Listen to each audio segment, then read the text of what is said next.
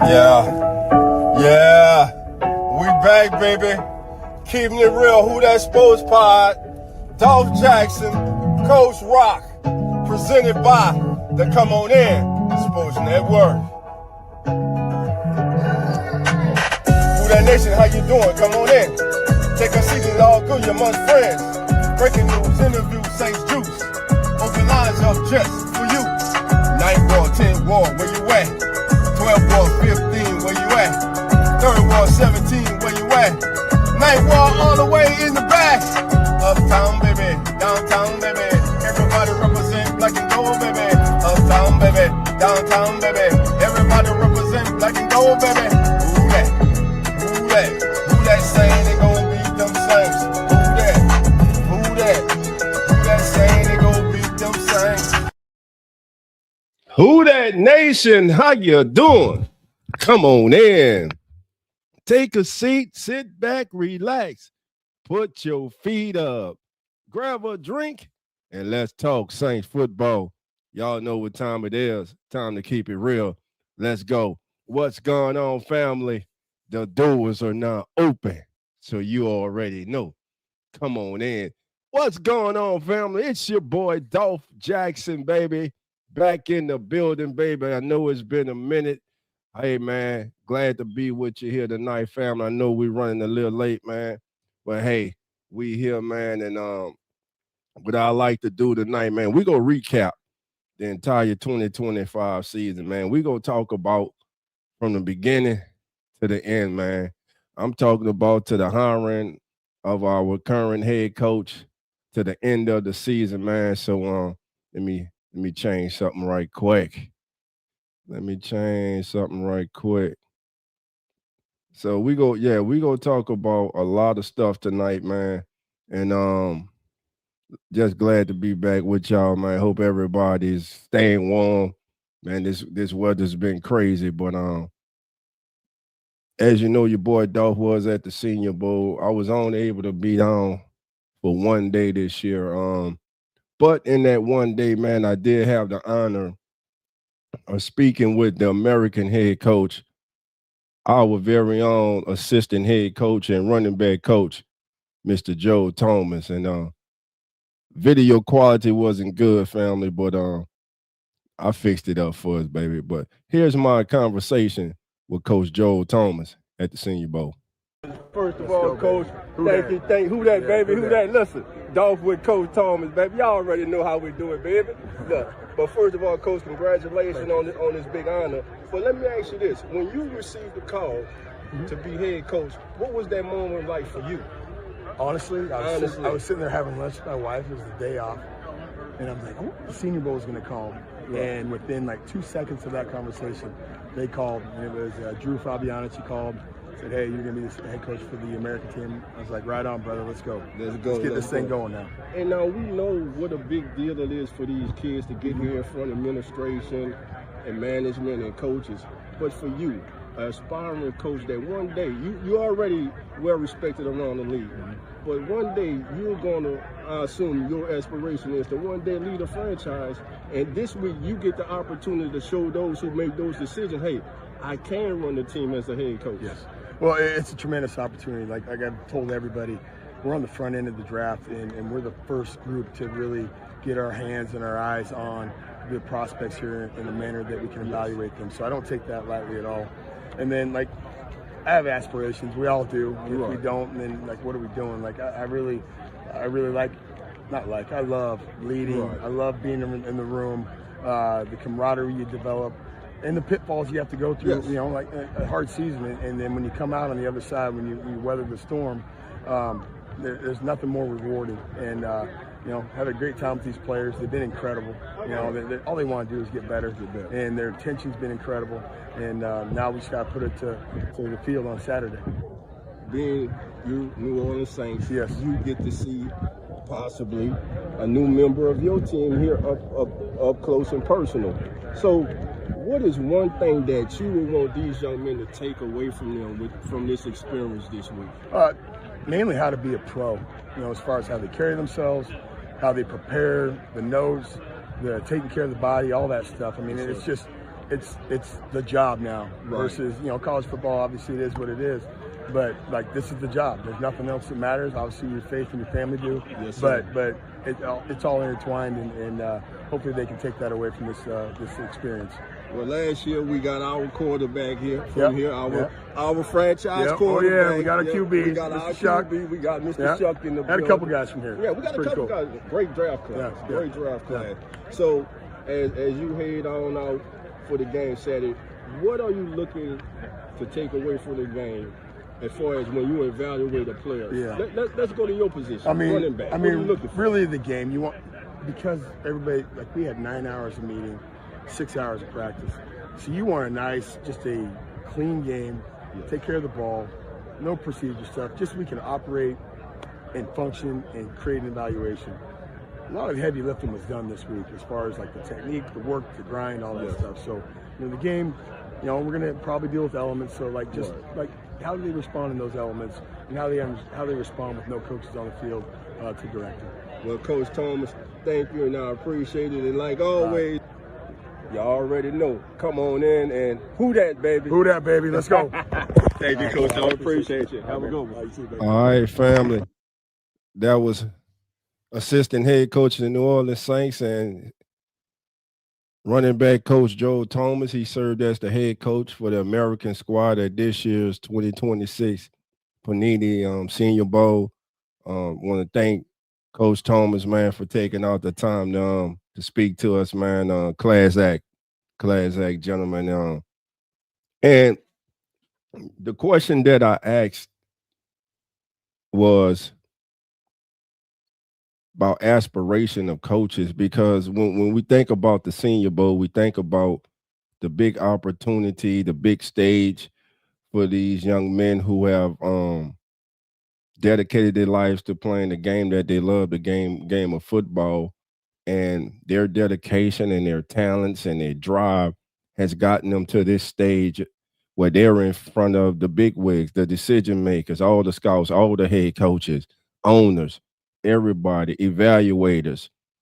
Everyone is in Mobile, Alabama. This is the all-star game to be at.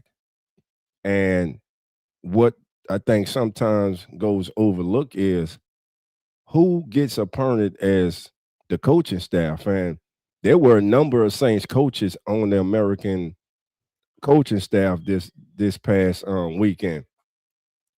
But I say that to say this, that just like this is the biggest interview for the young men coming to Mobile, this begins their interview process. First, there's their resume, which is their game tape. Then it's coming to these practices in Mobile or in Dallas for the East-West Shrine game, or the All-American Bowl, or the Hula Bowl. And then after that, if they're fortunate enough to be invited to the NFL Combine, then there's the pro days. Then there's being called in to team facilities during the draft process, to go into the facility, sit down one-on-one, maybe for the second, maybe for the third time with a particular team.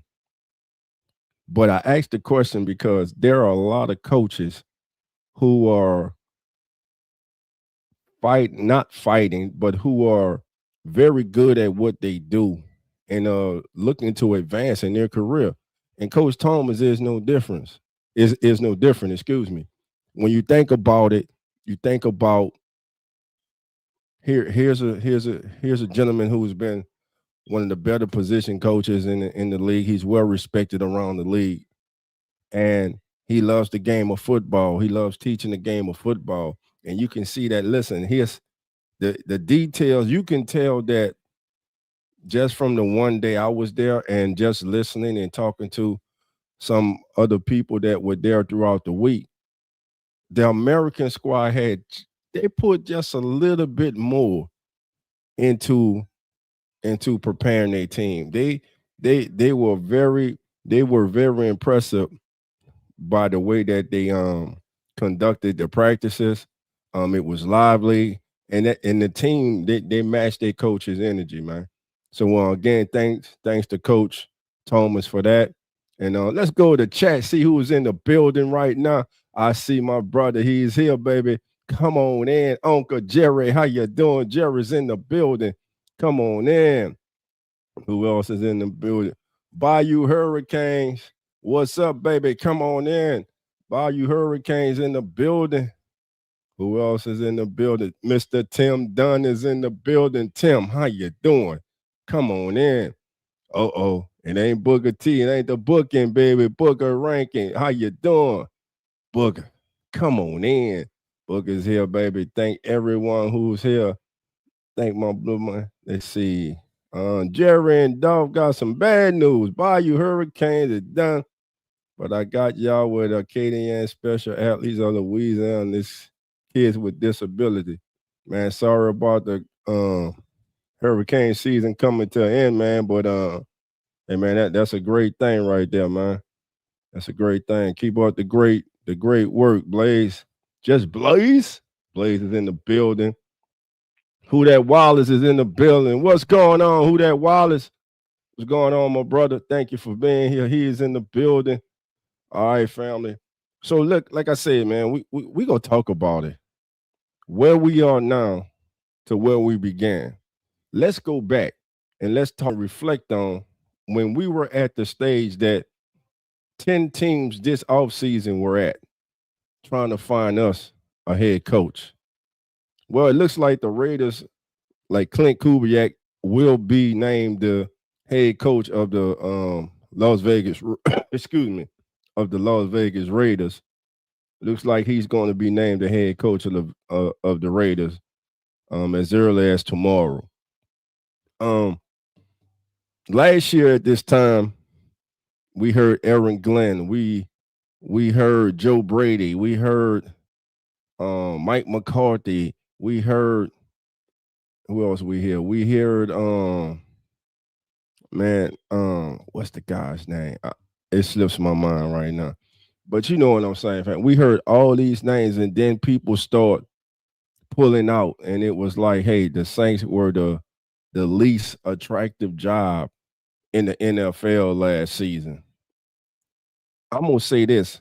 I'm glad we went through that stage last year, family.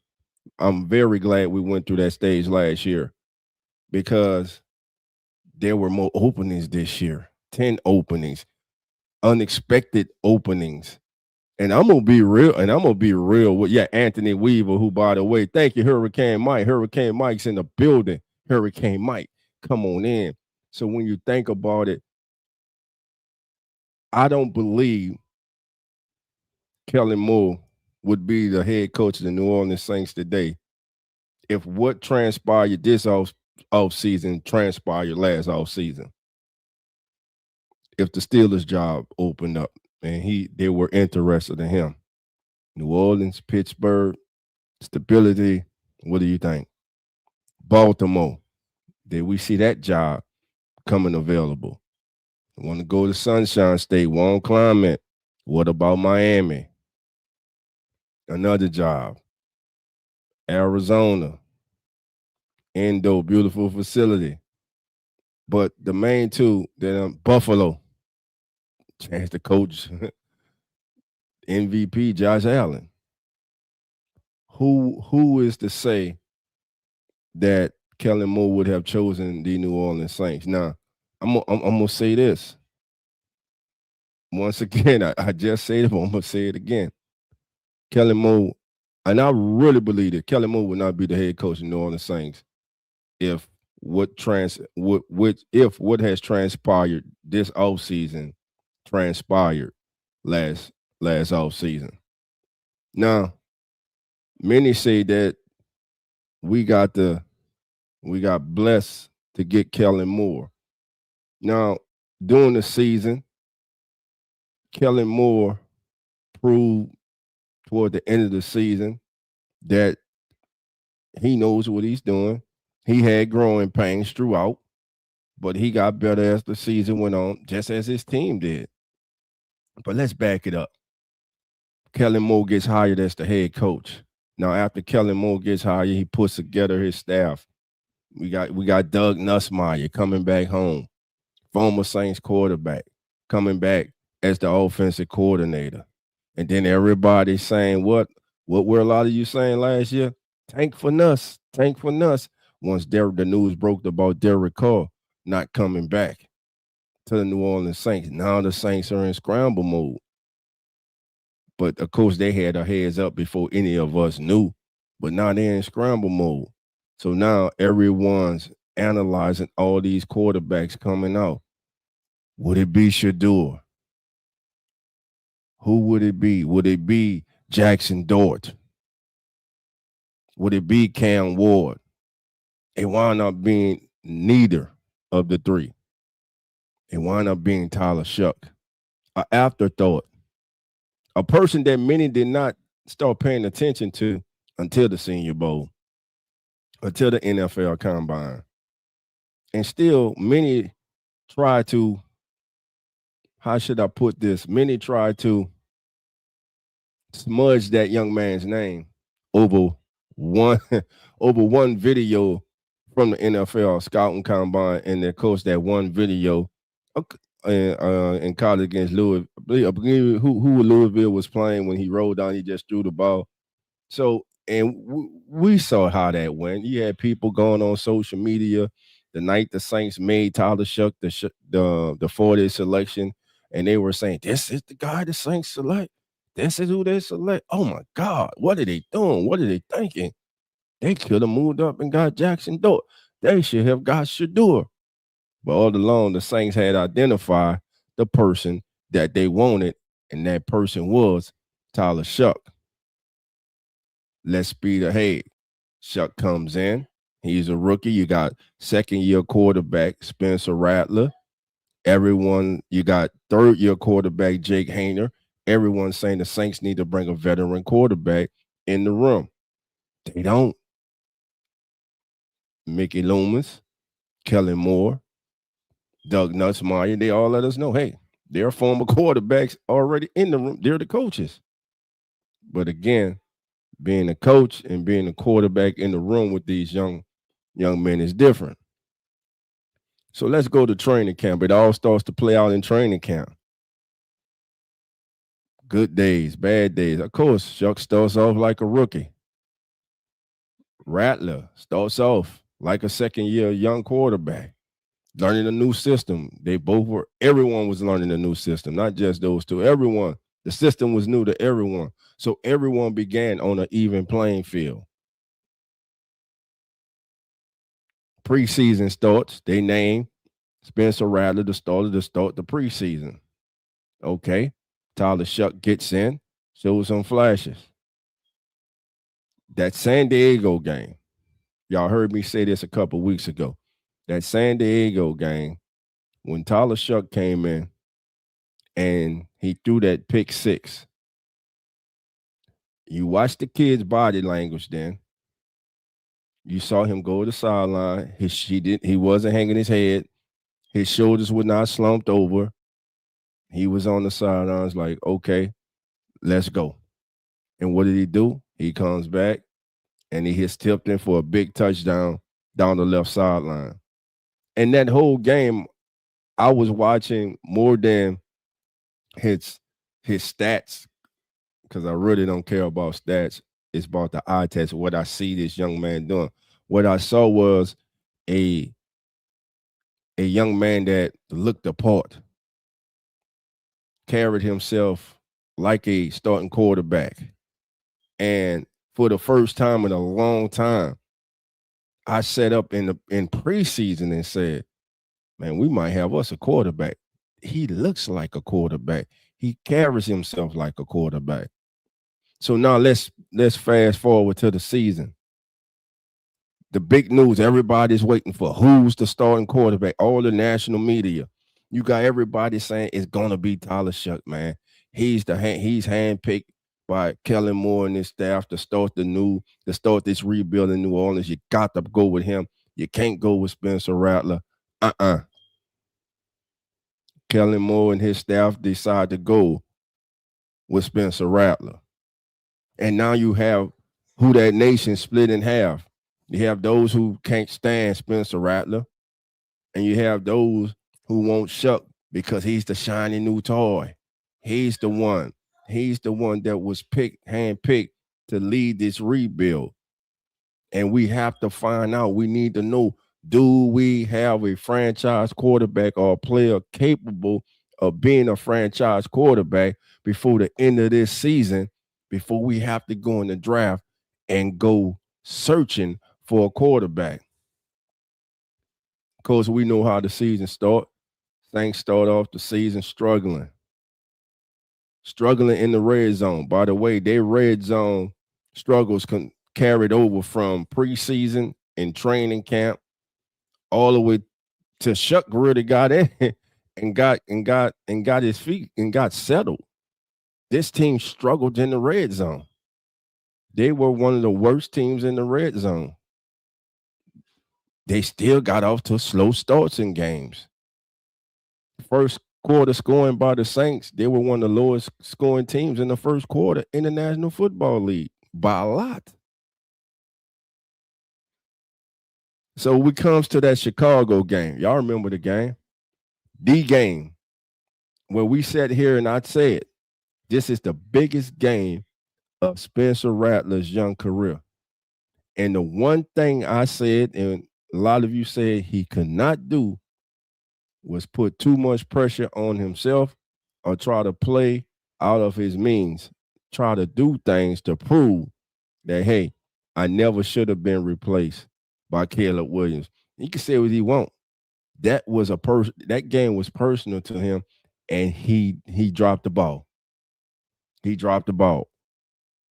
He dropped the ball that game. It was a first series. You fumble the ball, you get hit. You gotta protect the ball.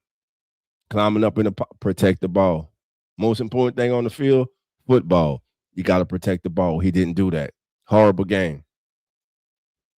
But they don't bench him. They give him one more. Let's see if he can bounce back against Tampa Bay. And it doesn't look good in the first half. So finally, the decision is made to go to Tyler Shough. And here comes Tyler Shough against Tampa. Second half, Saints down. What did he show? He showed he was a rookie. Showed he was a rookie in his first game. But you saw some things. You saw some things that made you sit back and say, okay, all right. This kid, it's something about him. And then he gets his first start against the Rams. Many were saying, I wouldn't start him against the Rams. That's who I want to see him go up against.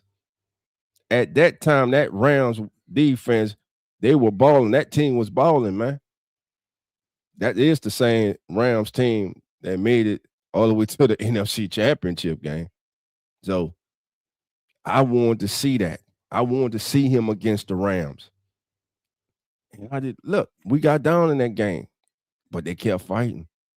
He threw that touchdown to Juwan. You saw flashes from this kid.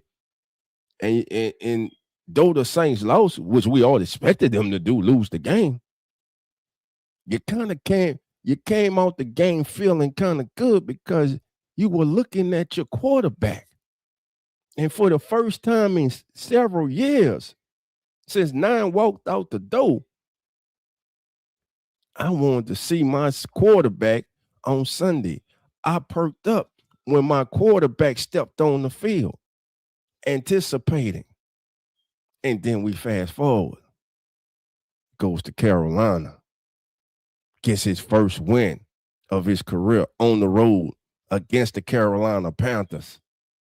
Throws a beautiful pass down the right sideline. The Chris Olave comes up with some key third down passes to Devon Vele. Saints win. Then they go to Tampa. The monsoon, y'all know that game, that one game, the monsoon game. Stats. See, that's what they say stats are misleading. Because if you look at the stats from that game, you'll be like, man, what are they talking about? He really didn't do nothing. You had to watch the game. You had to watch the game unfold. He beat them. He willed the Saints to victory in that game. He used his legs. He came up with timely plays. And that last touchdown when he broke tackles in the backfield and went around the left side and raced to the left pylon of the end zone and scored? Man, look at here. You not gonna tell me you didn't jump off your couch. You didn't jump up.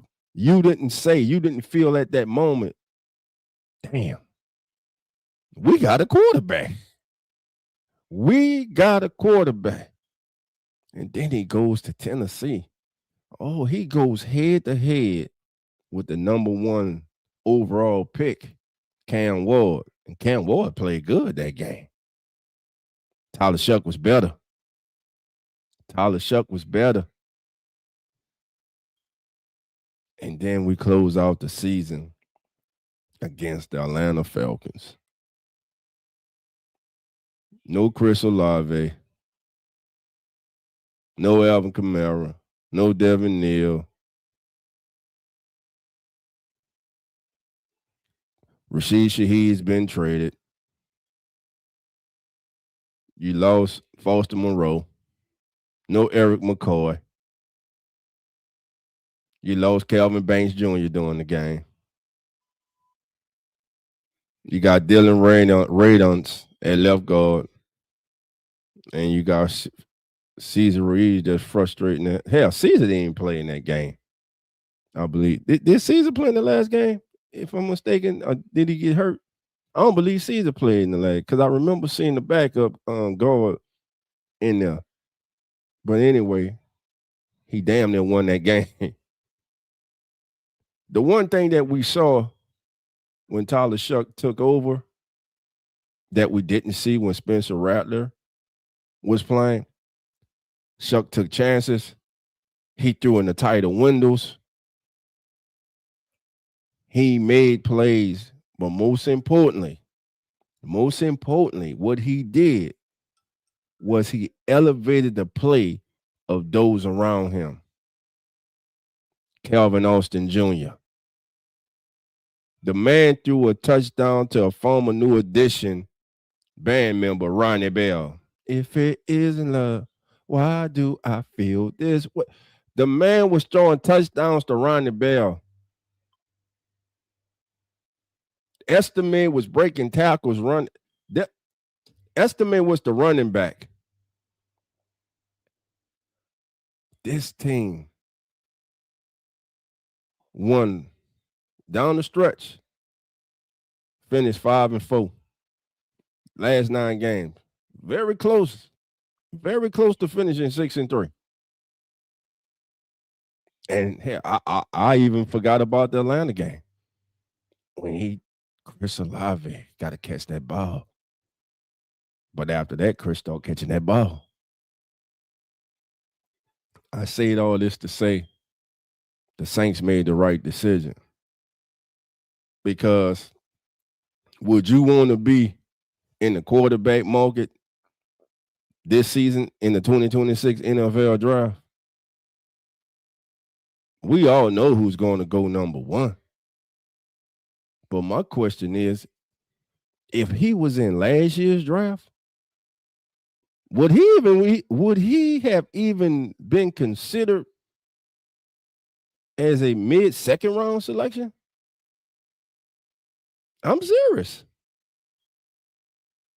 You put him with that draft class last year, who is he better than? A lot of us are right now prisoners of the moment. Understand the kid won the Heisman. Understand he led Indiana to the greatest season in the history of that football program. The kid is a winner. He's a fighter. Love the kid's personality and everything. I got to watch more film on him. I got to talk to those who study quarterbacks for a living and find out what it is with this kid. Is he worthy of being the number 1 quarterback selected in the 2026 NFL draft? Or is it just the crop of quarterbacks coming out? Hell, now that he's healthy, is he better than Garrett Nussmeier? if Nussmeier comes out last year, hell, he might have been the first or second quarterback selected last year. Now that he's healthy, looks like somebody's going to get a steal. I'm telling you, somebody's going to get a steal with Gary Nussmeier. Somebody's going to get a steal. Hurricane Mike says Mendoza is like that. What makes him like that, Mike? When you look, tell me why you think he's like that.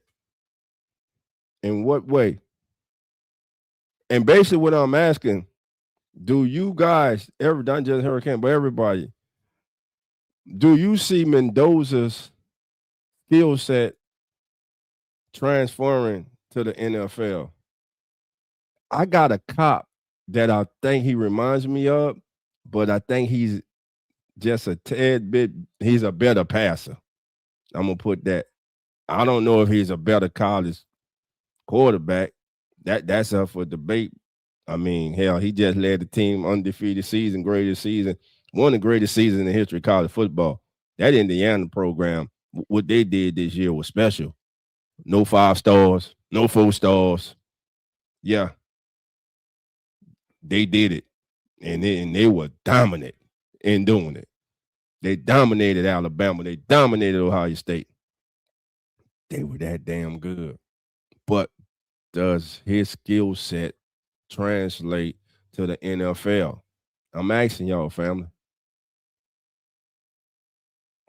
I'm telling you, this Garrett Nussmeier was playing hurt this season with LSU. But if Garrett Nussmeier came out last year, he goes in the mid first to early to mid second round last year.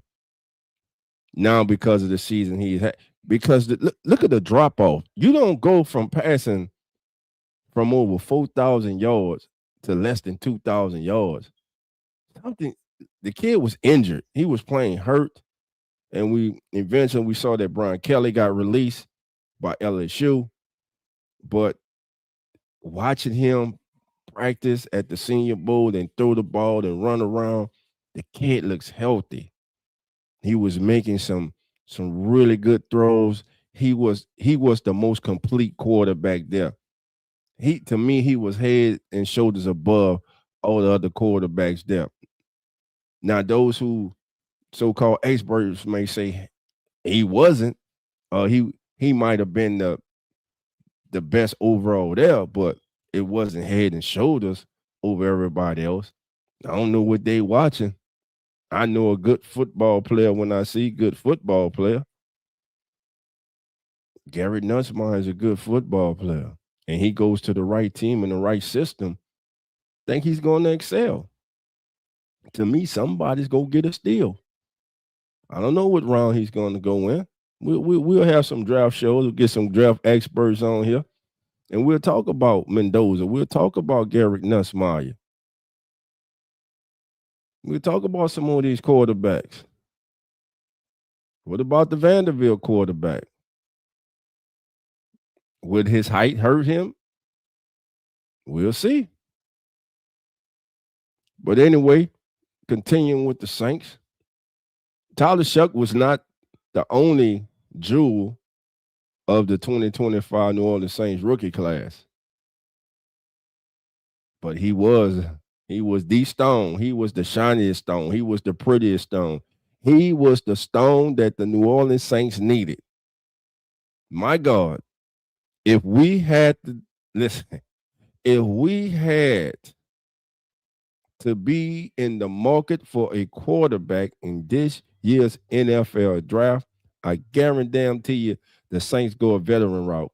Saints might call Arizona and be trying to get Tyler Murray if we were in that predicament right now. And I couldn't be mad at him.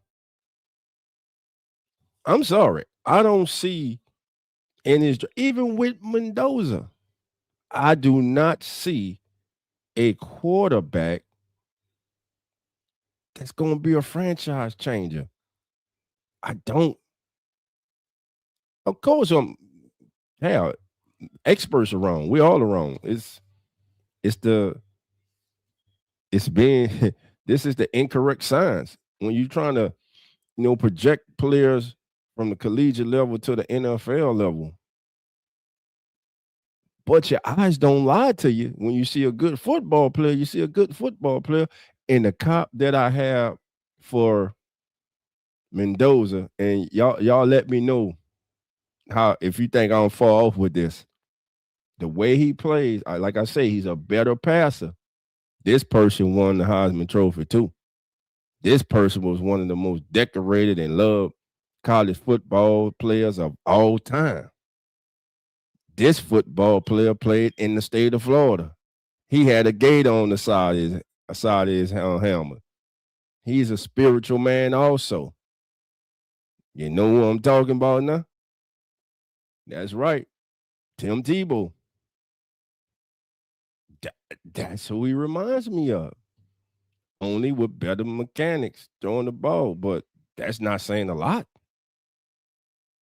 Mendoza don't blow me away with his accuracy. He's inconsistent. The kid makes plays, just like Tim Tebow did. He makes plays. Game on the line, he makes plays. He's just a winner. Tim Tebow was a winner. Say what you want about Tim Tebow. He won the damn playoff game. So that's my cop there. But continuing on talking about the New Orleans Saints 2025 draft class, Quincy Riley. Still. Many had Quincy Riley going in the top of the third, bottom of the second. Saints got him. Quincy Riley was a really good selection. And then what are we going to say about Jonas Sanker? Everyone was excited when the Saints were able to get Jonas Sanker in the draft. Little did we know by week 2, he would be the starter for the remainder of the season because their unfortunate injury to Julian Blackmon, who had a hell of a training camp and played good that first game. And had us, and listen, when Julian Blackmon and Reed back there, then you had Sanker, you had Jordan Howden, Ugo Amadi. We were good back there. Even though Tyron retired, you felt okay back there. Julian Blackmon goes down and is like, whoa, are we going to go out and bring somebody in? Nah. Saints insert Jonas Sanker. He gets better week by week. That intercept in Chicago when he picked off Caleb Williams, stepped in front of was that him or Quincy? I believe that was Sanker. No, that was Quincy. That was Quincy there. Sanker picked off Josh Allen in Buffalo when he tracked that ball down over the top. I think it was intended for Coleman or Dawson Knox, and he came over the top, made a great intercept.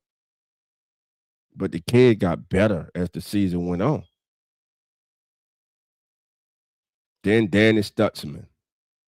Part-time starter, 53 tackles. Special teams and playing in the rotational role with Pete Werner. The kid had 53 tackles. Talented.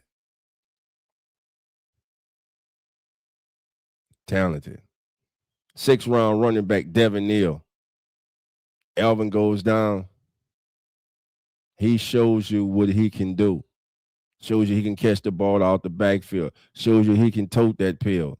Unfortunately, he gets hurt. Then Devin Estime steps in. He does his job. So he's not a rookie, but he steps in. This Saints rookie class was good. Fadil Diggs got called up a few times from the practice squad. As did the young UCLA tight end, Matavale. This draft class was the best Saints class, was the best performing Saints rookie class since the 2017 class. And it ain't even close. It's not even close. And we're not even talking about Vernon Broughton, who got hurt in week 1. He'll be back. So this class has opportunities to be even better. Think about it. It looks like from the 2025 draft, the Saints have a starting safety and sinker, a future starting linebacker, maybe as early as this upcoming season, and Danny Stutzman. Most importantly, brink of a franchise quarterback in Tyler Shough. They got a quarterback they're good, feel good about looking to build around. Got quality depth at running back with Devin Neal, who showed the ability to carry that pig, to carry the load. You got Fidel Diggs, again, young man who showed promise, and he's only going to get better in his sophomore year. Marty DeVille, the tight end, big tight end from UCLA, developmental tight end, but he got in the last couple weeks of the season. Showed his blocking prowess, made a few catches, and I believe the Saints need to upgrade in the tight end room. Both, like TJ said, shout out to TJ Jones, host of the State of the Saints podcast. My brother came through last week. I want to thank him for that. Like me and TJ were talking, man. TJ said, and I agree with him. Saints need to bring in a veteran tight end in free agency, and they need to bring in a young tight end in the NFL draft. Most definitely. They have to. All right, let me see what Mike says. I see him. Mike says, I see him as a Cam Newton. Mike, you dreaming. I don't. I do not see him as a Cam Newton. No. But hey, you might most likely be right. Let's say his adversity playing in Indiana. I saw a clutch gene. Legs were good enough. So yes. Okay. You saw a clutch gene and while he's playing in Indiana. You saw a lot of clutch gene with Tim Tebow at Florida too. I'm just saying. And let me ask you this. Would you say Mendoza coming out of college right now, and I want y'all to think back to this, is a better prospect than Josh Allen?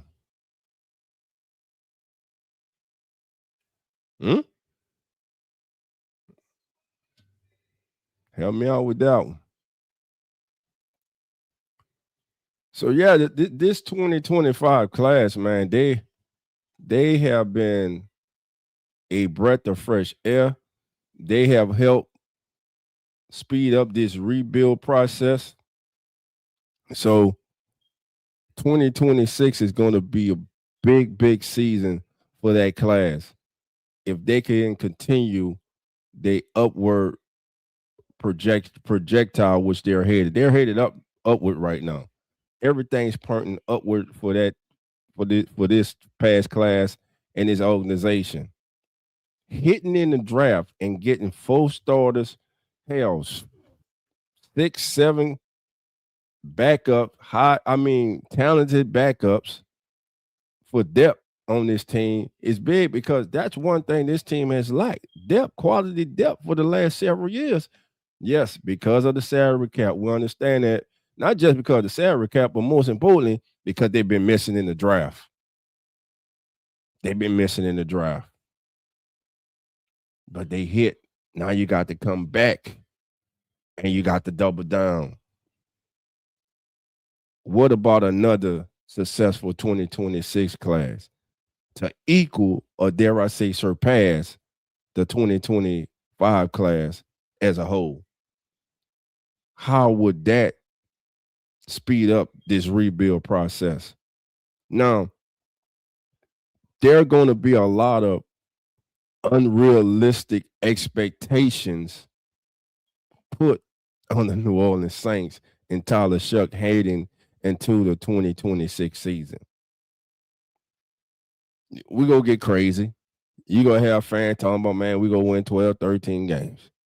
Man, look who we got. We added this person in free agency. Man, did you see our draft? This the second year with Shough. We got a healthy, man, we got Elvin back. We got Devin Neal back. I don't know about Kendrick Miller. He might be back.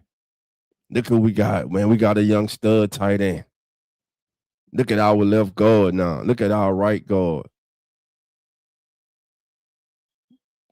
Expectations are going to get crazy. You're going to have people talking about, hey, 13 wins. Man, we're going 13-4.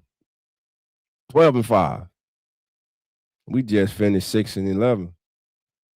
But this was one of the best 6-11 seasons anybody could ask for.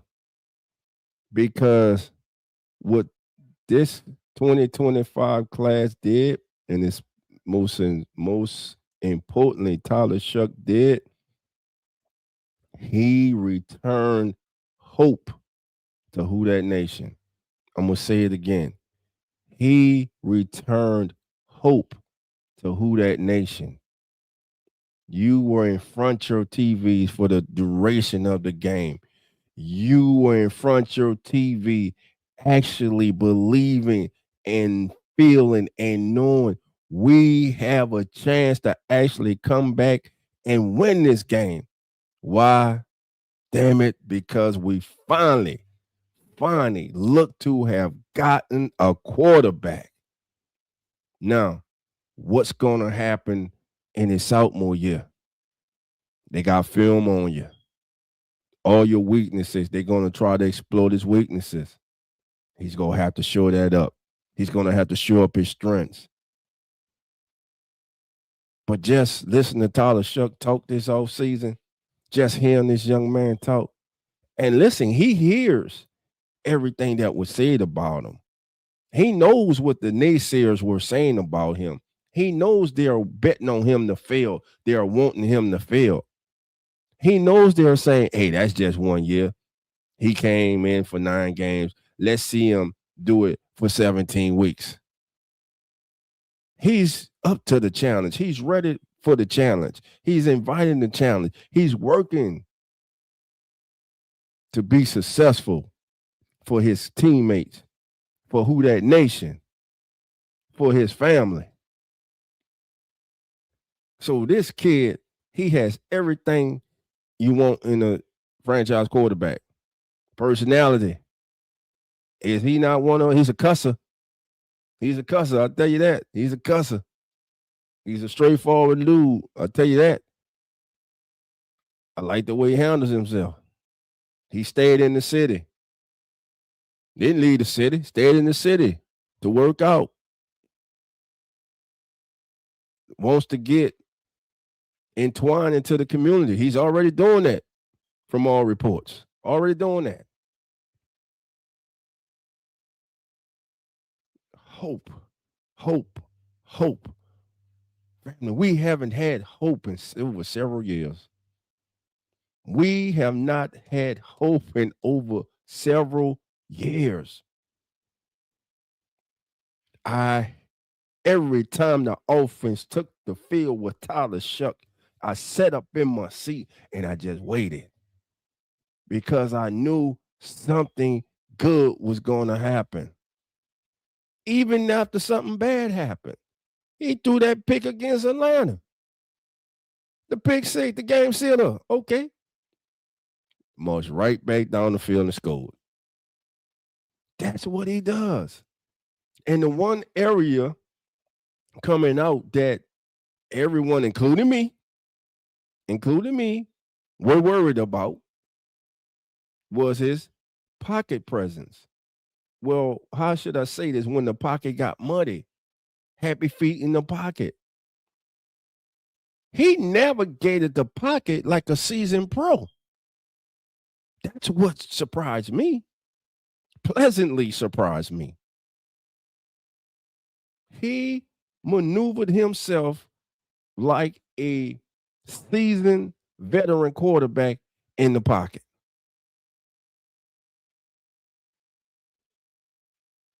He got better. Every time he took the field, he got better. But most importantly, he made his teammates better. Now you have, and I'm telling you, you have free agents who would not have looked at New Orleans if they didn't have a quarterback, who are not going to look at New Orleans because of that quarterback. New Orleans has an opportunity to once again become a free agent's destiny. New Orleans has an opportunity to stop having to overpay to get people to come. Because for the last several years, this has not been a free agent's place of destiny, place of want to, a place that they wanted to come. It is not. But when you get a young quarterback, when you get a franchise quarterback, and they can see it, that's the thing. When those on the outside can see it, those who have played the game, those who haven't played the game, but are very highly intelligent. And I ain't talking about the ones on TV. I'm talking about the ones watching now. I'm talking about the ones sitting on the couches. I'm talking about the ones who watch film. I'm talking about the ones who know the intricacies, hell, you know what I'm trying to say, of the game of football, who don't just watch what's seen on the TV. They don't just watch the surface of a football game. This young man can play football. He now has people considering coming to New Orleans because of him. This team hit the jackpot with Tyler Shough. Now they have to do right. They have to do right and build around him. Does that mean they go out and they select offensive player? Building around Tyler Shough also means what? Building up his defense. A defense, man, shouts out to the defense. Finished as a top 12 unit this past season. Hell, we looked up and the Saints were 11 and 12 in the league. And I was like, when that happened? And we did a show, and many of you were like, damn, Dov, you're right. When did that happen? But I say that to say this, family. I'm glad we don't have to go into this upcoming draft looking for a quarterback. We'll be in trouble. We'll be in trouble. And if we had to me, it'd be Nuss or bust. I just think Nussmeier's the best quarterback in this draft. He's not gonna be the first quarterback selected, but I think he's the best pro-ready quarterback coming out. To me, he got projects. A lot of people believe Mendoza is that guy. Talented kid. Deserves all the accolades. Hell of a collegiate quarterback. But consistency, how consistent was he in his career? He was consistent this year. I know that. It's all that matters. What have he done for me lately? And it looks like he's going to be a Las Vegas Raider. So, to me, the Raiders not on the clock. To me, well, the number 2 pick, they on the clock. That's who's on the top. That's who's on the clock. All right, let's go to got some family members in the chat coming in. All right, Rose City. Rose, what's going on with you, baby? I see you. Ransom 1976 says, good evening, brother. Free agency have to be explored seriously for defense, staying power to compete with Seattle and LA. Yeah, we most definitely got to go hit the defense inside of the ball. That's why I just said, like, when I say build around Tyler Shough, or you hear build around Tyler Shough, that's not just offensive firepower. That's defense too. Getting him the ball back. Giving him the opportunity to play with a lead, holding teams to field goals and not giving up touchdowns. Keeping the game close enough, giving him an opportunity to win it. I believe the Saints and Chris Olave will come to a deal. I believe it will be between $30 to $27 million a year for Chris Olave. Get a kid his money. I was one who was saying during the year I was frustrated with him, just like you was. But he had been being inconsistent, big drops at the wrong time.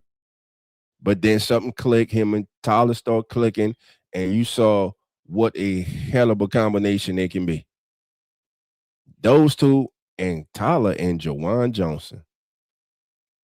And man, I don't think we give enough kudos to Juwan Johnson because we rode Juwan Johnson's. We rode him hard, bro, and for good reason.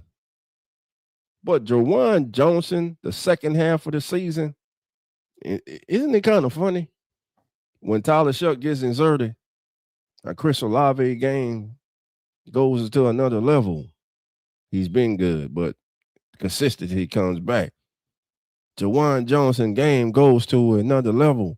He wasn't dropping balls. He was catching damn near everything, throw it to him. He was making spectacular one-handed catches, contested catches, hurling into the end zone. Those two always go to. Then let's think about the chemistry that Shough was developing with Devon Valley, the big body receiver that everybody's been saying we needed. We've been missing.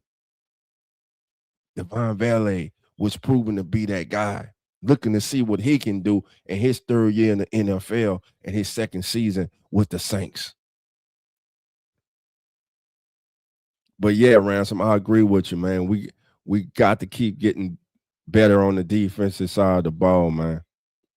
Now, here's a question for you guys. Here's a question for everyone.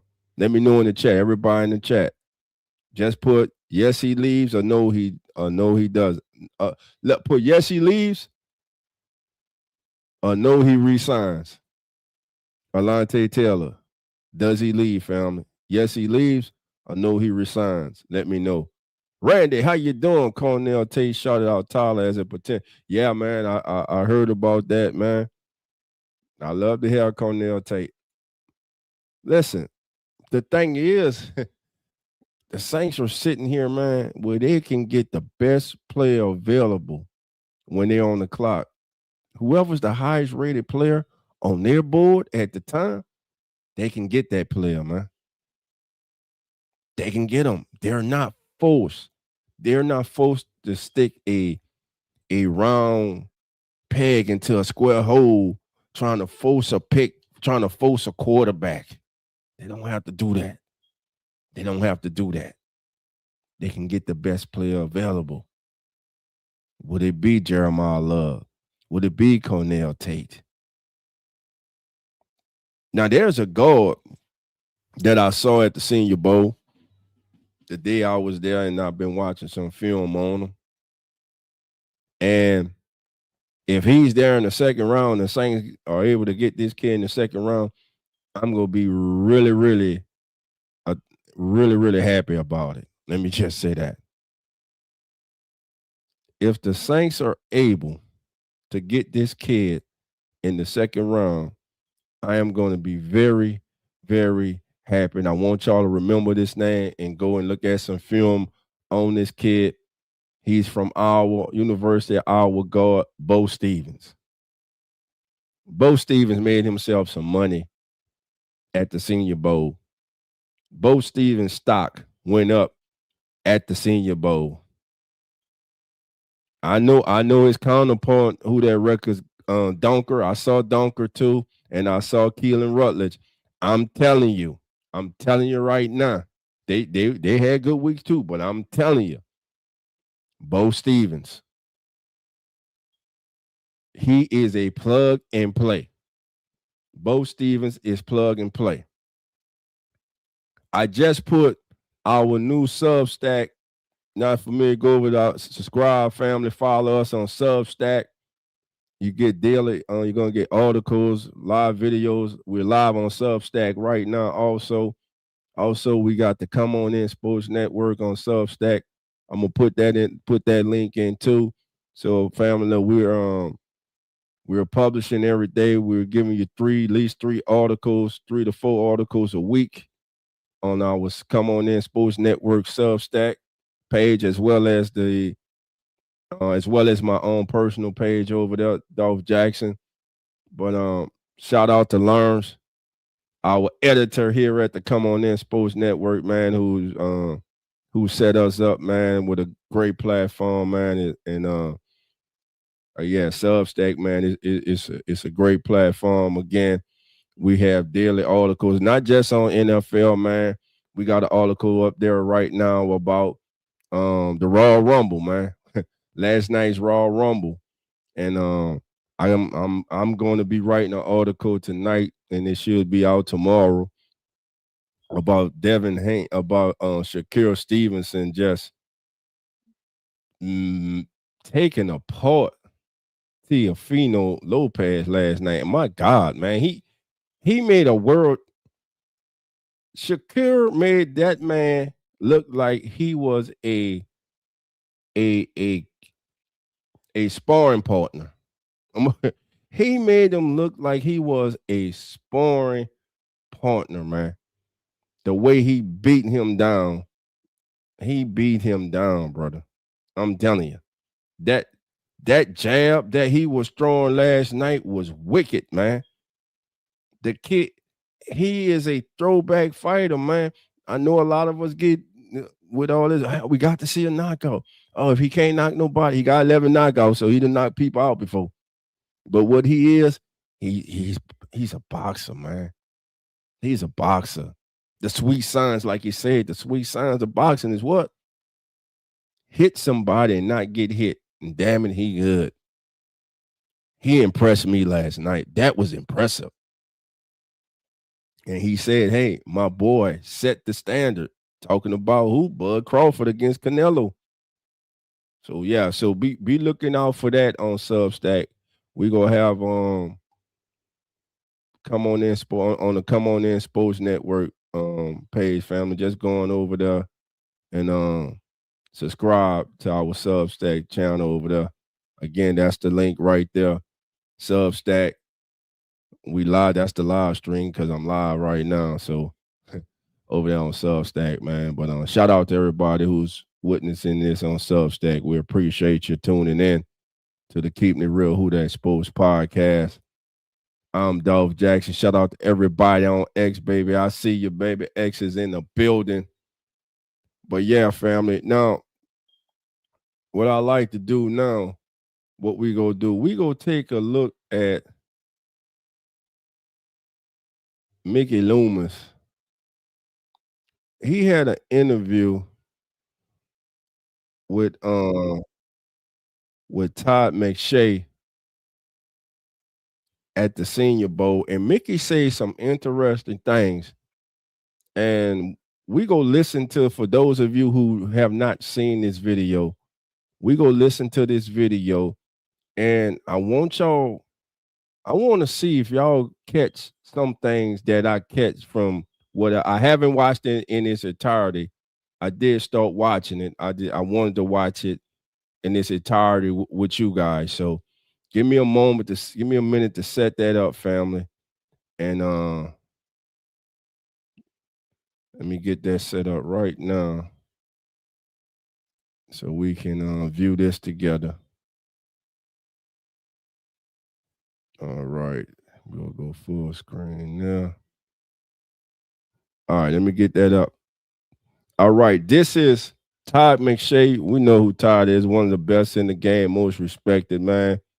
And he was talking to Mickey Loomis, man, about everything, man, from draft, from everything, man.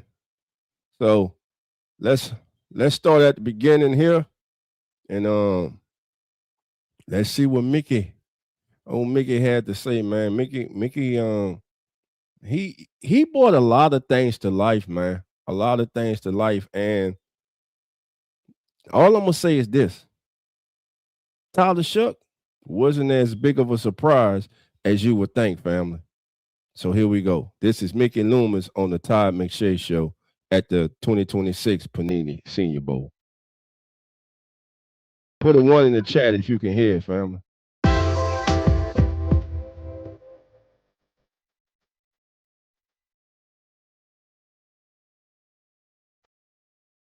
I'm doing great. We're doing this because I've always felt like one of the missing components in covering football has been kind of the decision makers, right? We talk to head coaches and the players, and but I think there's a lack of information about the actual process. So I wanted to start here with you, Mickey. Tyler Shough is a unique prospect in that he felt like he was in college for a couple decades, right? Mm-hmm. So he might be a little different than a quarterback who came out with 3 or 4 years. This, I'm gonna keep playing it, man. Everybody says that, man. Last time I looked, 26 was still young, man. 20, hell, before he's 30, he can get a second contract. How about that? And when he's 33, 32, 33, he can get another contract. So I mean, listen, I understand people say he was in college for several years and blah, blah, blah. But I mean, at some point, man, it's just like, come on, man. Just let it go. But hey, this the Todd McShay, man. Much respected Todd, man. But I'm just saying, here we go. But just we have a lot of avid fans and fans who love the game of football, but maybe don't know the intricacies of the scouting process.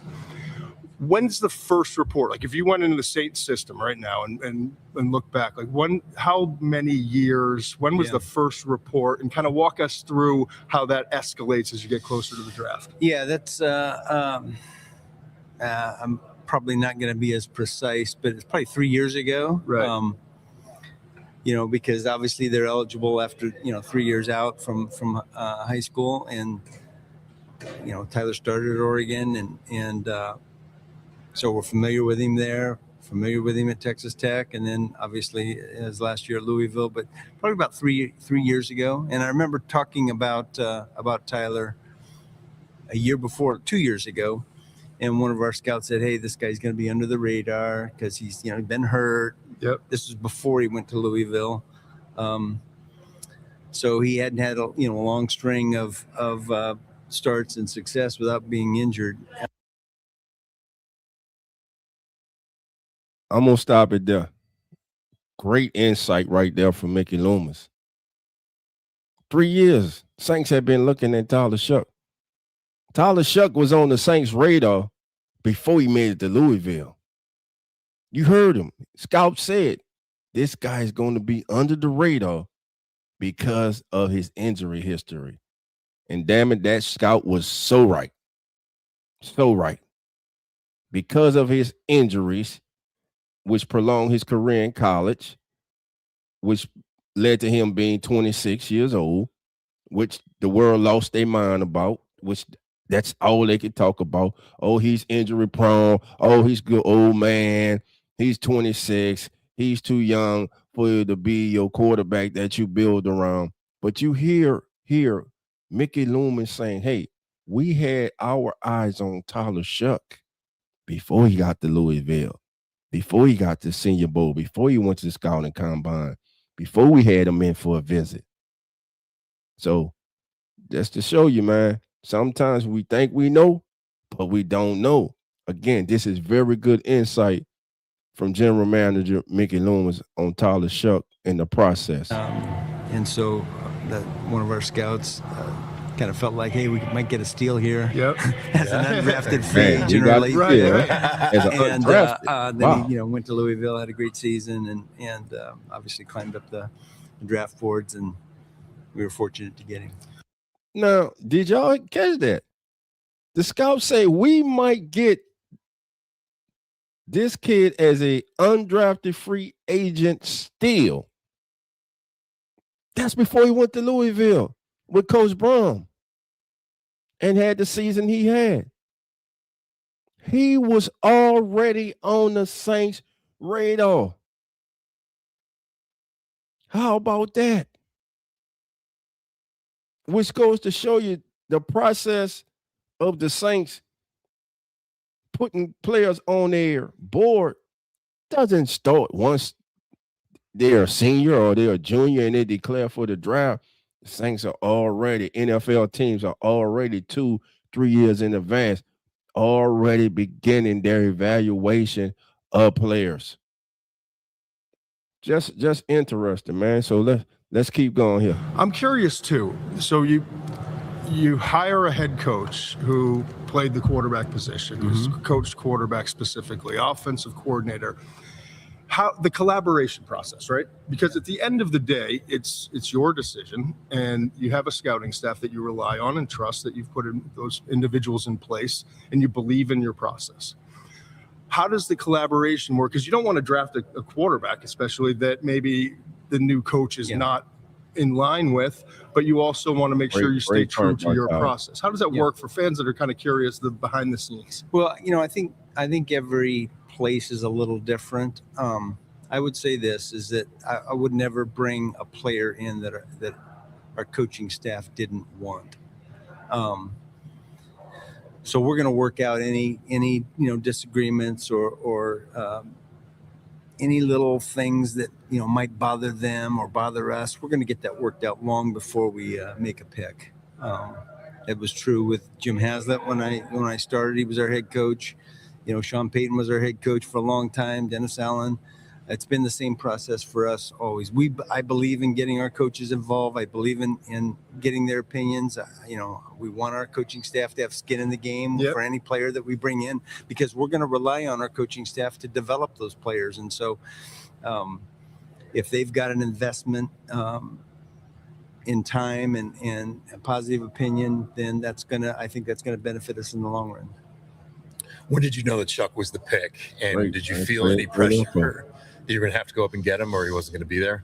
Well, you always feel pressure, to go get someone. And look, I've got a history. Our team has a history of moving up and very seldom. You're not afraid back. of being aggressive. Yeah. No, because I just. No. We're going to get back to it, man. But what Mickey said to me is very, very reassuring. So every quarterback that the New Orleans Saints have brought into the building, the coach has signed off on. Every quarterback. And I like how he said, listen, and it makes complete sense. Why would he, as a GM, bring in a player that the coaching staff doesn't believe fits what they're trying to do, isn't talented enough, or just isn't a good culture, doesn't fit their culture, what they're looking for? So, I really appreciate that question from Todd McShay there to Mickey Loomis. Now, listen, I want y'all to pay keen attention to what Mickey is about to say about what he's known for, which we all know what he's known for in the draft. But the reason that he gives for why he does what he does and not the opposite, I think makes perfect sense. So let's listen to Mickey right here. Feel like, why would I want to go back and get a lesser player if you believe in your board, right? Mm-hmm. That's the principle behind that. But I do understand, moving back and collecting more picks and taking more shots. So I understand that process. But for us, it's always been, man, we fall in love with somebody and we're going to go get them. Make sure we get them. That was just a matter of, you make these assessments of whether he's going to be available, because you want value for the pick too. Right. You definitely want the player, but you also want to manage your draft and use your assets accordingly. And so yes, there was pressure because we all liked him, and so we had to wait a while. Pick 44. Is that what it was? Yeah. And if you move up, maybe you don't get a Quincy Riley later on. Right. That's the thing, right? Right. That's exactly right. Yeah. 40. Excuse me. Yeah. Sorry, it must have been a long wait. It was a wait, and look, we had some guys in our room that they were kind of, maybe we should go up and get him. And I bet. there was some discussion about whether that made sense for us. And So the Saints were thinking about. How much do you look at the Yeah. board too? Like these teams don't need a quarterback. yeah, you're paying attention to Right. that. And now with technology, we have all these mock draft simulators, and Yep. we run through 150 of those. You can run them just like this, and so we run 150 or 200 scenarios, and there's only like one or two where he's taken in front of our pick, and so There's always a snake that in the weeds. influence, Yeah, that that's what influences you. scares you, though. But here's the deal, GMs are not simulators, Right. and a lot of them are really good at keeping their decisions close to the vest. So, but it worked out. Then organizationally, right? We've seen so many different ways to make it work, and Shough isn't a top 15 pick, like a Mahomes or a Josh Allen or a Drake May. But how? Well, I think if you remember right, when Mahomes got taken, I don't think a lot of people had him in the top 15. No. He was going to be farther down the line, probably closer to the 20s, and Kansas City had a conviction, traded up in front of. I think Arizona was who they thought was going to take him, traded in front of us, and they took Pat. Right. So, but then you bring in Tyler as the 40th overall pick, and organizationally, it's so important then to support him properly and make sure you don't throw him into the fire too early. But he's not the youngest prospect to come out. What were those conversations like after you draft him, knowing your situation with you and Kellen talking about how are we going to support him best? Yeah, well, I think in a perfect world, you take a young quarterback and you let him get acclimated and you let him sit and follow somebody else and develop. I think history's shown that that's been the best method. I mean, a lot of these guys that have had a lot of success, Tom Brady sat for a year. Aaron Rodgers sat for 3 years. Right. Jordan Patrick Love sat for a year. Patrick sat for a year. A lot of them sat for a good amount of time. And so there you have it. I mean, great. First, again, great questions by Todd McShay, man. And man, I appreciate Mickey's candorism right now, surrounding Tyler Shough with the right players, putting him in the right position. And the question is, hey, do we sit him? Do we start him? Like Ty say, do you just throw him through to the wolves? And Mickey gives some great examples. Jordan Love, Aaron Rodgers, Patrick Mahomes. Remember? Patrick Mahomes didn't start in Kansas City. He sat a year before he started. So, again, what we learned so far from this interview with Todd McShay from Mickey Loomis is, one, Tyler Shough has been on the New Orleans Saints radar. And chances are, if he had not gone to Louisville and would have not been drafted, the Saints would have pursued him hard and try to sign him as an undrafted free agent. But they didn't have to. He went to Louisville. He had that season.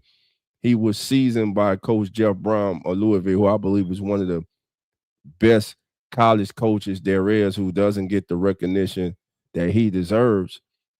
But Mickey is just being candid right now. Like, hey, you have to be careful. I mean, that's the process. And it has proven to be successful. And everyone he has mentioned, it worked. It was successful. So let's continue on with Mickey Loomis' interview at the Senior Bowl with Todd McShay. On occasion, there's a guy that or two that start early and have some success early, but history shows that it's just better to get acclimated and understand the league, be able to take a deep breath.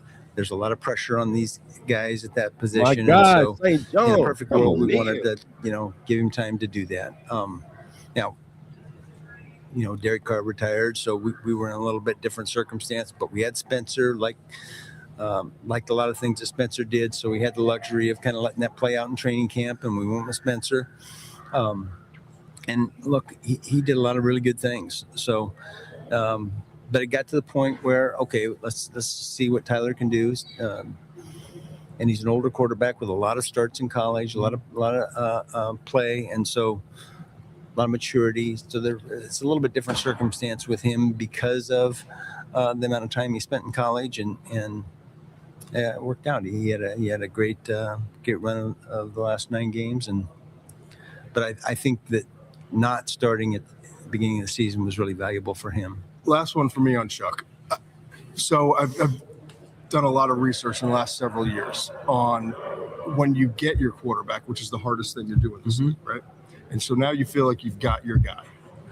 What do organizations do that have been successful the next year in the draft specifically?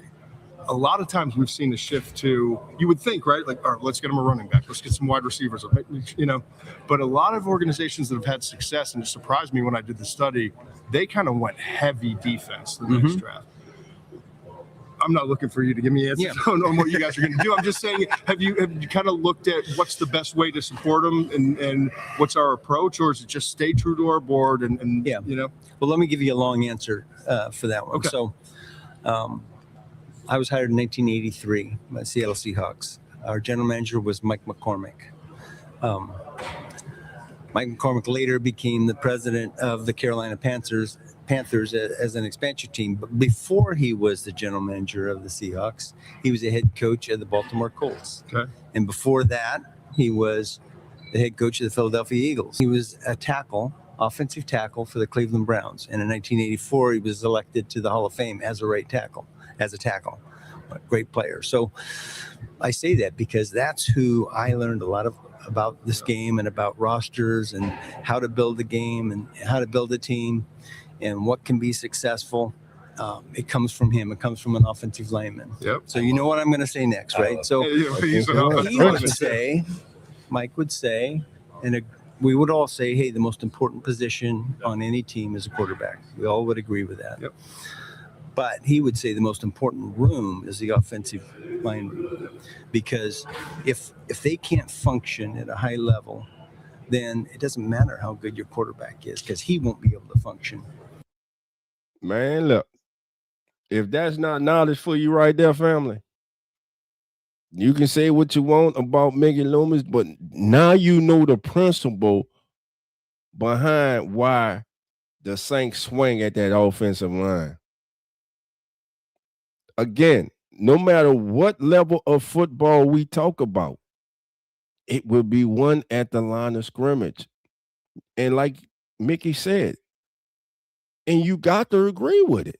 You can have the most talented quarterback in the world, but if you have a bad offensive line, chances are he ain't going to be successful, or he ain't going to be around too long. So just some really good nuggets that Mickey is dropping right now, and this family lets us in behind. Pay attention. Don't be surprised. Saints go offensive line in the first round. I'm just saying. So let's continue. And I think the culture of most teams begins with the offensive line, because they've got to be smart, they've got to be tough, they've got to be selfless, great teammates, see something, say something type of guys. Yep. And so that's why you'll see, if the history of our organization, since I've been the GM, we've drafted a lot of offensive linemen high. It's important to get that room right, and we're building that room, right? We've got first-round picks at left tackle and right tackle the last 2 years. We've got a center that was a second-round pick, and a right guard that was a first-round pick. And look, we've had some other guys. Some worked out, some didn't. But we've got to get that room right to begin with, and that way Tyler can develop. He can take time. Young quarterbacks are going to take too many sacks. They're going to hold on to it too long. Tyler's no different than that. But you know what that means? That means you offensive linemen have to hold your blocks a little bit longer. You got to, because you got a young quarterback back here. He's, and so we got to get that room right. We got to play well there, and then we've got to be able to have a run game, and then obviously have a good defense. And we played good defense last year. I thought our coaches did a great job. particularly after Chase Young came back week 5. We had a really good defense from that point on. And so we got to build on that as well. At the risk of making Todd angry, because he said just yesterday he's done talking about this, but it's been a big subject, especially with the tackles last year, arm length. Yeah. 34-inch arms. Everyone's supposed to have 34-inch arms to play tackle. Mm-hmm. You've had success drafting guys with shorter arms. I mean, Ryan Ramczyk was one of my favorite prospects coming out of college. Kelvin Banks last year does, sub 34-inch arms. We talk about it in the way of, does it show up on tape? Are there certain numbers or measurables, like I'm specifically, I guess, with the offensive tackles that you look at and say, this is something we need to dig into? Or you're just tape-based, character-based? Well, look, the thing about measurables, and not just measurables, but all the drill work, all the things that we time and test, they're important because we know that there's a range that 95% of our league is going to fall within, right? Mm-hmm. At any position. And, I tell our guys all the time, we're not looking for exceptions, because if we keep finding exceptions, we're eventually going to get fired, because it's not going to, there are exceptions for a reason. So we're not looking for exceptions. And yet you got to look at the whole body of work. And hey, a really good player is a really good player. And I would say really that, we're not looking for exceptions, that we want to have guys with 35-inch arms and perfect measurables, but they don't all have that. And another factor is, hey, what's the scheme that you're running? And sometimes the athleticism is more important than the arm length. Sometimes the ass and mass is more important than the speed, or whatever it is that you're measuring. So I would say that those guys fit all the measurables except that one in those cases. Yes, I would agree. Is there one other one I can ask you about? Is the history of the Saints drafting running backs? Yeah. And that's another thing you hear. You don't draft running backs early. I don't think you were the GM yet, but you were part of the organization when the Saints drafted Deuce McAllister in the first round. Yeah, that was Randy Mueller was a GM. I worked for Randy. Randy and I were there together. We had Ricky Williams at the time, and just that was, look, that specifically was, Deuce was a player that we had ranked in the top 5 players in the draft that year. Yeah. And we're picking 21, I think it was, maybe 22, right in that vicinity. And I was like, we just can't pass this guy up. Yeah. I know we got Ricky Williams, but we can't pass this guy up. And so Randy made that decision, and it was a good one. I mean, Deuce, and Deuce is a good friend of mine now, and and my son actually played basketball together at the high school. That's great. That they go to. But he was a big, fast. I mean, he's a punt returner the first year, for crying out loud, at his size. And 230 pounds around that. And as I recall, he led the league in 20-plus yard runs for the first few years of his career. And then he had a knee injury, and his career was cut short by some injuries. But great back. We drafted Mark Ingram first round, and that was a good pick for us. Alvin, we were lucky enough to get in the 3rd round. So early 3rd, though. We still, I think people look at it and say 3rd. It was, I think, the 3rd pick of the 3rd round. Yeah, it was a guy that we liked a lot, and Sean fell in love with Alvin as for good reason. Yeah, I mean, he fell in love with him when he went, and Sean went to his. I think we had a private workout with a bunch of guys from Tennessee that year, and Sean came back in love with Alvin because of his brain, because of how smart he was, and the things that he could do. So, but we have offensive lineman. We've had a lot in the first round. Running back, not so much. We're gonna move this closer because we have a coaches convention that just broke out in the middle of this. I'm curious because you've been doing this for a minute and you've had a lot of success. I actually reached out to some people who've worked for you, and I was trying to dig up some dirt and some things that but there's some out there, I'm sure. But honestly, everyone just thoroughly looks back on their time working with you and really appreciates how you've done it. I'm curious with technology and the game changing and everything that's gone on, when you look back to where you were when you first got was the GM job 2002, I think? Yes. Okay. To where we are now in 2026, How have you evolved? Oh, good question. I don't know. I probably can't answer that. I'm sure there's a group of people who say I haven't evolved, but it's a good question. You know, obviously we have a lot more data available to us, so we try to take advantage of that. But it's always just a tool in the toolbox. You know, I say, look, we have really good evaluators in our building. You have really great coaches in the league, and so we got to trust what these people are expert at. And yet, the data that's available to us can either confirm or contradict, you know, what our eyes see. And so, if it confirms it, great, and if it contradicts it, well, let's dig a little deeper. And that's the way we treat it. So I'd say that's one of the areas that has changed. I still think it's blocking, it's tackling, it's Football. fundamental stuff. Fundamental skill matter. And look, I think it's harder for college coaches now to coach because the transfer portals and the things that these players have to go through now at the college level. So we probably need to spend more time on some of the fundamental things that we believe in, because the game's a little different when it gets to the NFL as opposed to college game. And look, I think college coaches do a great job. So this isn't anything against any of that. It's just, our game's a little different, and so we have to spend a little more time recognizing. And it's different for every player, right? Yeah. What can they do? What do they do well? What are we going to ask them to do, and how can we get them to do it better? Yeah, but that doesn't answer your question. No, it does. Because I think sometimes with all that change, some people can get away from their roots and get away from at the end of the day what's important. And I think it's important to have a firm anchor interview here with what you believe in and what you do, while still utilizing what's coming along. There's only 32 of you in the world. It fascinates me, right? And how hard it is. Like, you look around the Senior Bowl, or we get to the Combine, and how many scouts, how many coaches, how many people that are aspiring to be in the seat that you're in. Yeah. And there's something special about that, right?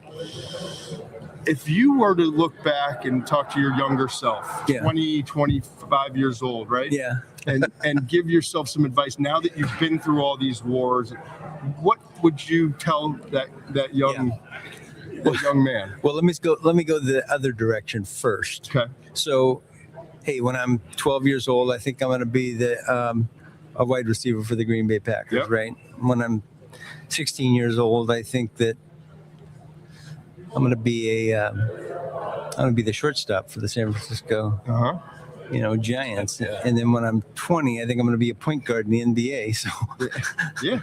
And then when I'm 22, I recognize that I'm not going to do any of that. So here's what I'm going to do. I'm going to be a basketball coach and an AD at a small college. That was what I intended on doing. And so I say that because my 12-year-old self, my 16-year-old self, my 20-year-old self would all look at me today and say, "You're a miserable failure. You ruined our life." Right. So, look, I've been fortunate. I've been in the league 41 years. 41 years. Yes, you aspire to become a GM when you're an executive in our league. But it's a lot of luck. You got to be in the right place at the right time. Things have to happen for you to get one of these jobs, because, as you said, there's so few of them. And I love doing it because I love the people.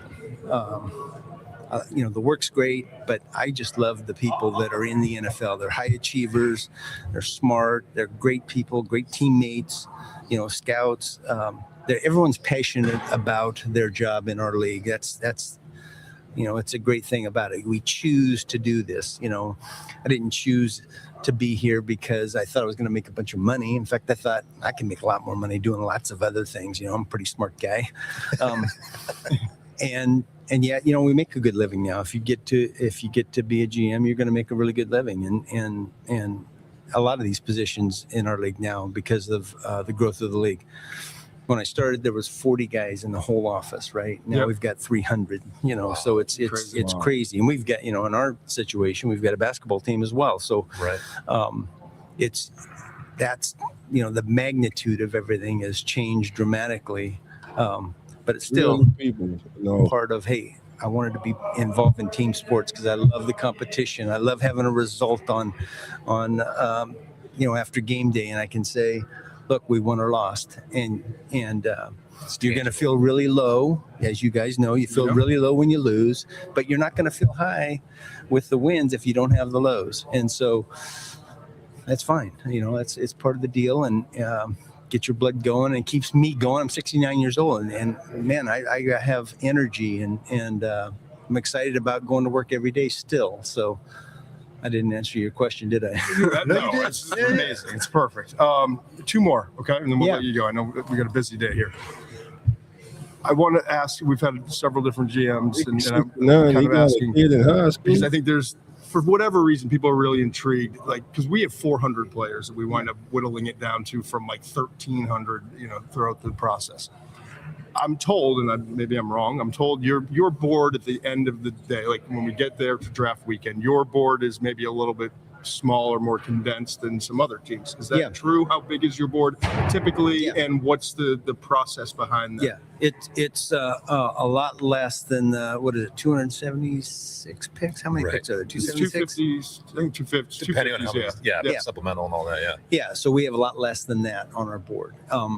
And Jeff Ireland, who's our college scouting director, this is a lot of his system, as well as a blend of what we believed before he got there, and what we've collaborated on since. He's got a formula that you got to have this many people on your board in the first round. You have to have this. You have to have this many for your next pick. Yep. And the formula's never failed, but. It gets a little nerve-wracking. I was going to say, look at it and say, what happened? We've been in later in the draft at times, and there's only 2 or 3 names up there that it's a little nerve-wracking, but they've always been available. So, because we're trying to get it down. These are the guys that we want, and the rest of it just kind of becomes clutter. Not clutter. That's not the right word, but you get the gist of what I'm saying. Well, you have to have these are the guys, right? These are the guys that fit what we want to do. They fit the profile of what we want to bring into the locker room, and these are the guys we want. And that's why we trade up, not back, generally speaking. Right. Again, Nugget, why do you trade up? All right, last one. And we've had Eric DeCosta, Howie Roseman, Nick Casario, all wonderful. The time we spent with them was wonderful, but they absolutely have failed us to this point. And I'm hoping that you don't. You're in New Orleans, Those right? guys are all really top flight GMs wonderful, too. So. But they failed us in this area. Yeah. I haven't gotten a great story about the spread for draft weekend. And you're in New Orleans. You have an appreciation. We talked about Koshan before you came on. Yeah. Butcher we just went to the other day was amazing. I think you have an appreciation for good food. What's the spread? Who's in charge of it? What's it look like? How important is that to you? Because that would be it would be high on my, that's why I'm not a general manager, but that would be really high on my priority list. Yeah, well, I see Jeff Ireland over here. He's kind of. All right, man. Pretty much after that, man, they get away from it, man. But really good interview there by Todd McShay with Mickey Loomis, and man, I encourage you to go and watch that again, man. I'm gonna watch it again to help me in understanding what the Saints brain trust is looking for in this draft. Now, at the end there, what I appreciated was the Saints draft board is not as big as everyone else. So everyone that's on the Saints board, as you just heard GM Mickey Loomis say, they have identified that person, that player, as a player that will fit what they want to do here in New Orleans, a person that will fit the culture, and a person that they want to bring in to the locker room, into their environment, man. And like he said, it's gotten really nerve-wracking in the room when the draft's still going on. You got 100 and something. I'm just imagining right now from what he's saying. Let's say you got 100 and something more picks to go, and they only got 2 or 3 people left on their board. I can't imagine how nerve-wracking that can be. And you think about all the hours and time and months and years that they have put into scouting these players, and to have them right there and boom, somebody take them, man. I'm sure it can be pretty deflating. But like Mickey said, it hasn't failed them thus far, man. But great insight in that interview with Todd McShay. For those of you who didn't hear it, I just thought that was something that we all can share together, man, to help us to kind of go behind the brain trust, go behind the go into the war room with the Saints on draft day, man, and understand their thinking. So now we understand. Mickey Loomis was taught by his mentor, man. Hey, doesn't matter how good of the quarterback is if you don't have the right people up front. Now you got the quarterback. You got Tyler Shough. They drafted Calvin Banks Jr. They drafted Talisi Fuaga last year. They have Eric McCoy. Eric McCoy, love him, great player. Injury bug has started to bite Eric McCoy the last few years. Would love to see the Saints go in the draft and get a young guard / center. And y'all heard me speak of this name. I want y'all to look him up, family. I know Bunker, his teammate at Iowa, but I'm telling you, you turn on the film, you watch this kid play, and I watched him practice live. I'm telling you, matter of fact, I know a lot of you have seen that one-on-one at the end of practice with him and Texas Tech defensive tackle Lee Hunter, who's going to be a first round, who's slotted to be a first round pick, and how he won that matchup with technique. And he has this technique that he using when he's being bull rushed. Is when he snatches, is pulling. When he snatches and pulls the defender arm down. Snatching, I just call it snatch and grab. You have to watch every time this kid was in a rep. I watched his hand placement. I watched his form. Now he's not the most athletic player that you're going to have in the offensive line you're going to have in this draft, but he's more than capable. He gets to the second level routinely. He's always in good position. When reach blocking, he always has that left. If he's reach blocking to the right, he always has that left shoulder right in the middle of that defender's chest, right in the middle of his face. He finishes blocks. When he pulls with bad intention. He cleans up whatever is in the way. He's a mauler. He's very good. I know the Saints that you all heard reports that they talked to Georgia Tech guard and center Kellen Rutledge, who, by the way, he had a nice week also. But I'm telling you, besides Kellen Rutledge, I'm telling you, Bo Stevens is a kid to keep an eye on. Hopefully he's on the New Orleans Saints board, man, because I believe the kid, he had a really good week, and I watched some film on him this morning also. And I've got that up on the we got that up on our Substack channel on the Come On In Sports Network channel on Substack, as well as my Dolph Jackson, my page there on Substack, family. So do us a favor again. I'm gonna show you before we get out of here. I'm gonna show y'all our Substack page, man. So y'all going on over there and subscribe to it, man. We really appreciate y'all, man. Look, ain't gonna get into me because I'm talking to y'all and right now. All right, so let me share this screen with you. So we're live right now on Substack. That's the page right there. That's your boy Dolph's page there on Substack, man. You go over there, man. As you can see, we're live right now on Substack. We got a couple of past videos up. And again, here's the article I was speaking about that I wrote on our guard, Bo Stevens, man. Again, family, do me a favor, go over, man, give us a follow there, man. Give your boy Dolph a follow on Substack, but also let's follow us on the Come On In channel too, man. Let me get that one up there so y'all can see. There we go, right there. Come On In Sports Network and Dolph Jackson on Substack. Follow us again. We just started this our Substack channel. Gonna have weekly articles and videos up for you, family. We're gonna be starting a newsletter. Again, shout out to Mr. Lawrence Foster, our chief editor. He is in charge of all the media relations there for us here. He's the one that started Substack for us, man, and he does a great job and really appreciate him. But again, family, that's go do it for the show tonight, family. I want to thank everybody for joining us. I'm your boy Dolph Jackson, man. This is the Keeping It Real Who Dat Sports podcast, baby. We in the building, baby. The Saints 2025 season officially is in the book. The Senior Bowl is officially in the book. Draft season is here, baby. It is here.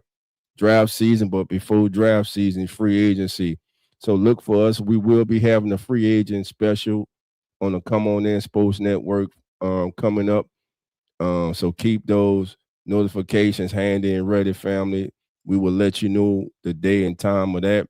Lawrence, myself, and the guys, Nonfiction, Zach, Carlos, Coach Rock, Jeremy, Cowboy, we all are going to be working hard to bring you guys some really good content. Again, we will be having articles up weekly on our Substack channel. So please go over, please follow us, please subscribe, family.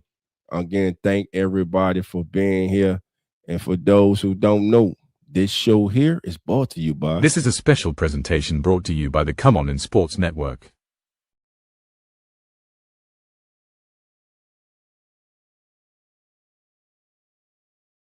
All right, we got some more family members that came in, man. Y'all know I be chopping up people's name and stuff, man. Trauma D6618 say peeps.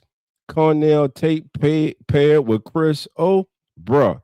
And Ed Vele, man, listen, I ain't mad at that, bro.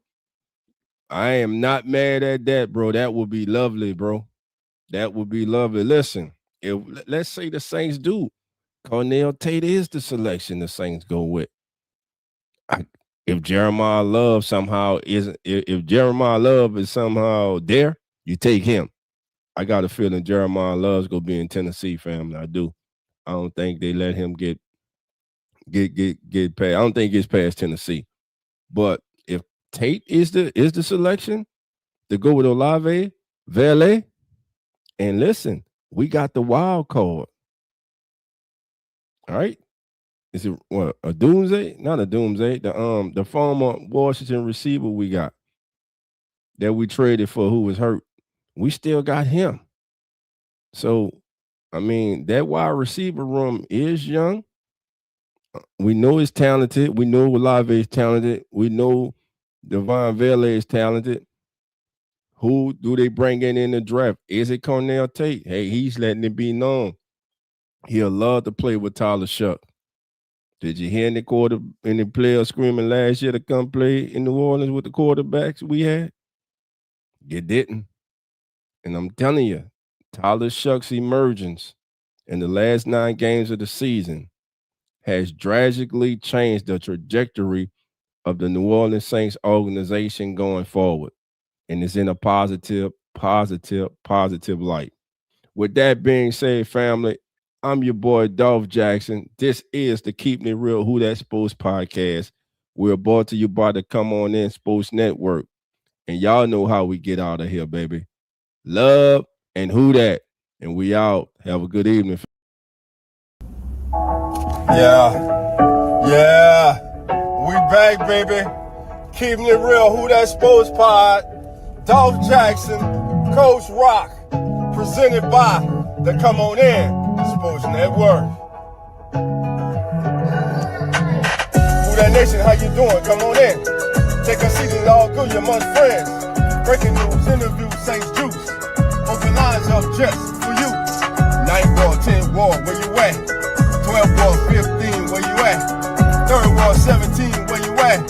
9th ward, all the way in the back. Uptown, baby, downtown, baby. Everybody represent black and gold, baby. Uptown, baby, downtown, baby. Everybody represent black and gold, baby. Who that? Who that? Who that saying